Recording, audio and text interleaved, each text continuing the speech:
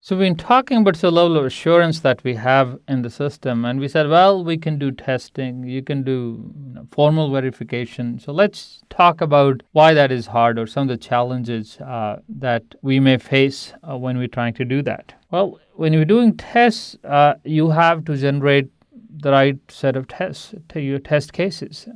Test cases are supposed to show the existence of a problem. If you don't have a good set of these test cases, then a problem that you may have may go undiscovered. In other words, you want to have good code coverage. You want to execute the code that we have in the software system and the kind of execution paths we may be able to take when the system is actually deployed. The problem with this is that there could be a very large, in fact, an exponential number of different executions that are possible. And these different execution paths we're talking about could change when we have different execution environments. So we talked about the other kind of testing, which is the penetration testing. Okay, so that's the adversary actually or somebody else trying to find one way. Here, when we're doing testing, as a good guy, we have to make sure that every possible execution path we know that is good. So you have the burden of showing that no matter how the system executes, things will not go wrong. If you're doing pen testing, the problem is different.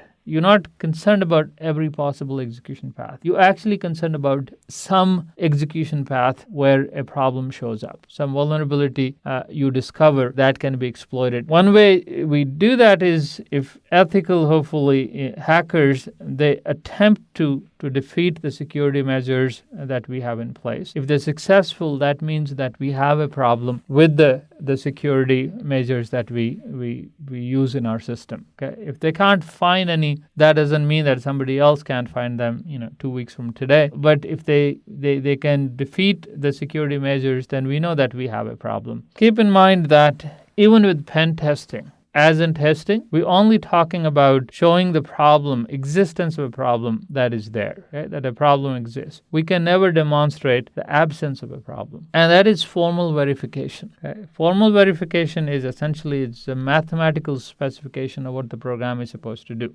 and what security assertions have to hold, what security properties have to hold. And it's a proof, and the proof is about the correct behavior of the program or any executions that the program may go through. So how can we do this? Well, there are automated theorem proving techniques, things like model checking and all. What they typically do is that our program or code that we have will have a bunch of state variables with some initial assignment or values. And program instructions or statements or the code that we have actually change these state variables depending on what the instruction or the statement is. It may be assigning to new variables or altering or computing and things like that, whatever it is doing.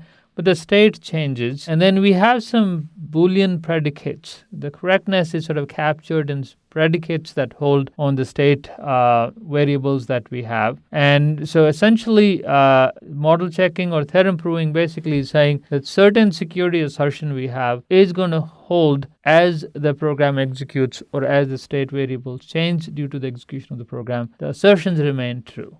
Okay, if we can show that for everything that the program does, of course, all of its statements, starting in some initial state, that is a proof of correctness or formal verification that whatever that we wanted actually holds. Well, the problem is that model checking, same sort of difficulty we had with testing, is that the state space can actually explode, and worst case complexity is again exponential. However, there are strides being made in this field. Verification, the problem that we have with it is, would it scale to really large systems? And your operating system, of course, is one of those large systems. It doesn't quite scale to that size system, but as I said, strides are being made. We can check various kind of properties, and this kind of work actually, some of the model checking pioneers won the highest award that computer science has, the Turing Award, in particular in 2007, because of the importance or impact this kind of work could have in not just writing software that implements the functionality we desire, but also implements the security requirements that we want to have or security properties that we want to have in the system.